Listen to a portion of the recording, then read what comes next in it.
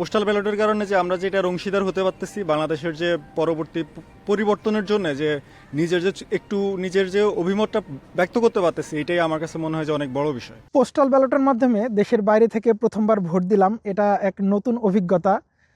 গণতান্ত্রিক ধারায় দেশের নির্বাচনে প্রবাসীরা অংশগ্রহণ করতে পারে, খুবই ভালো লাগছে আমাদের কাছে। এখানে যে মানুষগুলো একসাথে হন, বিভিন্ন কমিউনিটির প্রোগ্রাম হয়, সেই প্রোগ্রামের মধ্যেও তাদের একটাই আলোচনা ছিল, আসছে জাতীয় নির্বাচন। তারা দেশ থেকে অনেক দূরে থাকলেও এই নির্বাচনে ভোটদানের মাধ্যমে প্রবাসী হিসেবে কিংবা রেমিটেন্স যোদ্ধা হিসেবে তাদের যে সক্রিয় অংশগ্রহণ কিংবা আগামী রাষ্ট্র গঠনে তাদের যে ভূমিকা আছে সেটিকে গ্রহণযোগ্যভাবে কিংবা মূল্যায়ন করার কারণে এই সরকারের প্রতি তাদের কৃতজ্ঞতা রয়েছে এবং তারা আলোচনায় সবকিছুতেই এই জাতীয় নির্বাচনকে প্রাধান্য দিয়েছে।